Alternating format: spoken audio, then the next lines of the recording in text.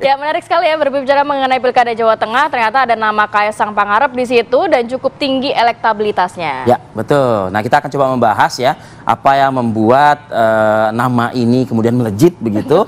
Nah, sudah hadir di studio kita. Sudah ada. Satu persatu kita kenalkan tadi. Ya, sudah ada Bang Effendi Ghazali dari paling ujung, pakar komunikasi politik. Selamat pagi, Bang Ege. Pri Palestina.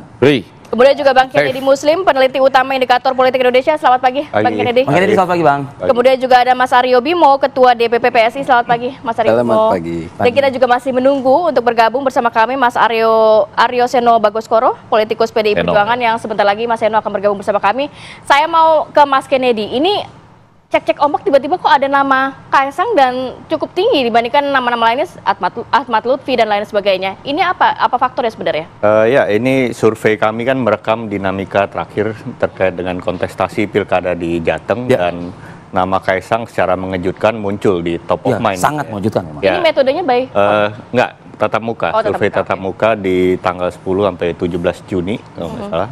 Terus memang bisa dijelaskan secara rasional karena kepuasan terhadap Pak Jokowi yang masih sangat tinggi mencapai 85%. 85,2 ya. Ya, jadi tertinggi di dunia. Approval rate-nya itu ya. Di Jawa Tengah. Tertinggi di dunia.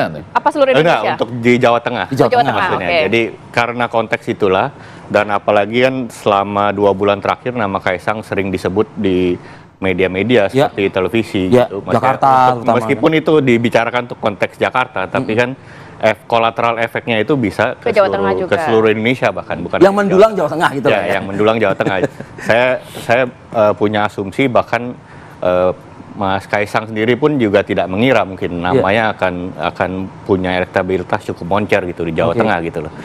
Tapi itu seperti tadi saya bilang balik lagi itu bisa diasosiasikan karena kepuasan terhadap Pak Jokowi yang sangat tinggi. Oleh karena itu Mas Kaisang sebagai representasi dari keluarga Jokowi di Jawa Tengah akhirnya punya elektoral yang sangat kompetitif gitu di sini.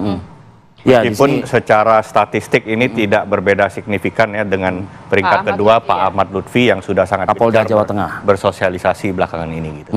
Itu imbas dari sholat Idul Adha kemarin nggak sih sebetulnya? Ya, jadi. Ada faktor itu? Ada. Ya ini ngomong Pak Ahmad Lutfi. Ya, Pak Ahmad Lutfi kan memang kalau kita ngomong Kaisang tadi ya, yang soal enggak, yang Ahmad Lutfi maksud saya. Iya. Kok bisa nomor 2 gitu loh Bang, bisa nomor 2 gitu.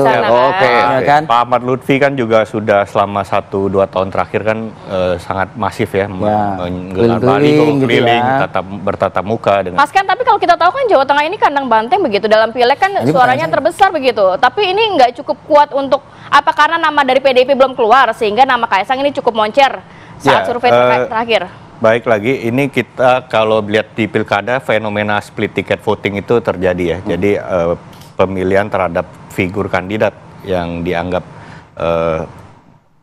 kompetitif dalam pilkada itu belum tentu berkolerasi secara linear dengan pilihan partainya gitu. Begitu juga di Jawa Tengah gitu. Meskipun tentu nama-nama ini belum memperhitungkan efek dari mesin partai kalau sudah terkonsolidasi mendekati waktu pendaftaran dan juga penetapan gitu. Kenapa Bambang Urianto nomor 3, Mas Ken? Saya belum ke Bang Ege. Jadi ada nama Ganjar Pranowo loh, padahal sebetulnya. Oh enggak, kalau Pak Ganjar kan karena sudah tidak bisa maju lagi, jadi kita tidak masukkan dalam simulasi. Efeknya masih terasa kepada kader PDIP lainnya. Artinya nggak lengket ya karena ada ketimpangan popularitas ya. Kalau dari hasil survei yang kita lihat, memang Mas Kaisang itu popularitasnya sudah hampir mentok ya, 85% dari responden di Jawa Tengah udah tahu nama Mas Kaisang. Sedangkan di posisi kedua Pak Ahmad Lutfi pun belum sampai 50%, hanya sekitar 48-49%. Dan nama-nama lain-lain seperti Bambang Pacul, figur PDIP itu hanya 30-33% gitu. Tas Yassin juga ya? Ya, Tas Yassin hampir separuh juga, sekitar 50% gitu. Ada komentar Bang Ege? Enggak dong, komentarnya sederhana aja. Pagi ini poin A selalu nggak terbendung Bang. Kalau saya komentar tidak terbendung. Pelan-pelan. Kalau saya poin A selalu mengatakan saya dukung anak muda ya. Kalau sudah boleh memilih, boleh dipilih. Nah itu kan prinsipnya.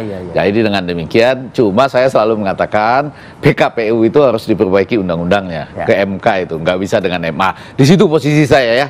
PSI. Nah, tapi nggak apa-apa. Mendukung anak muda ya? Mendukung anak muda. Kalau sudah boleh memilih, boleh dipilih. Itu ilmuwan komunikasi politik seluruh dunia begitu. Nah, balik ke soal rilis indikator ini, saya mau mengatakan 3 hal. Ini tentu saja cek ombak yang penting karena kita sudah, ini kan 10 sampai 17 Juni ya, risetnya. Sekarang kita sudah pada tanggal berapa nih? Juli ya? Awal Juli, 8. Sementara pendaftaran di 27 Agustus nanti. Nah, jadi sudah dekat.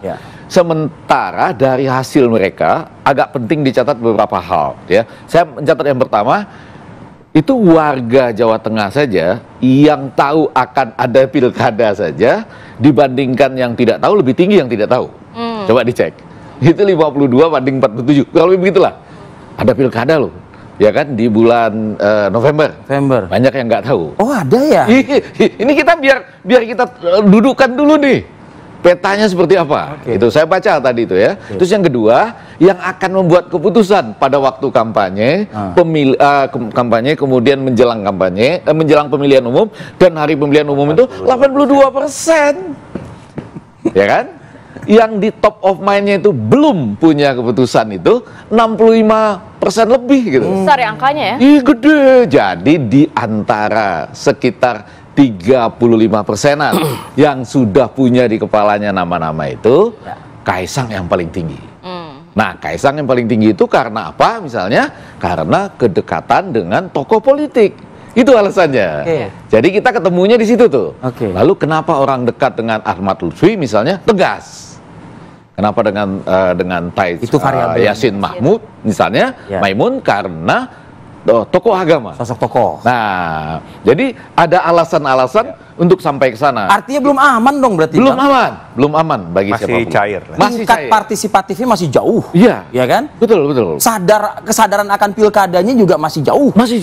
Nah, malah saya mau mengatakan gini, kami juga nih Salemba School, Salemba School ini dulu sama-sama studi di Salemba dan jeblosannya itu banyak yang bikin konsultan sendiri-sendiri, ada Hensat dan lain-lain itu.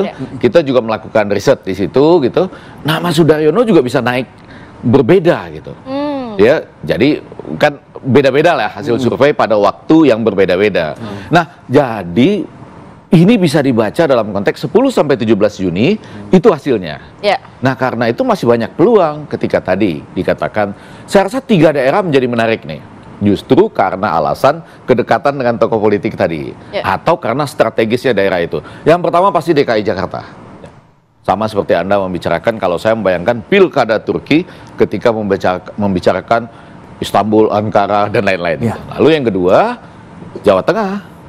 Ketika misalnya Kaisang kalau betul mau mengarah ke Jawa Tengah, tidak ke DKI Jakarta tapi ke Jawa Tengah. Yang ketiga Sumatera Utara dengan koalisi supernya. Nah, itu saya membayangkan 3 itulah gitu. Di samping Jawa Barat juga gitu.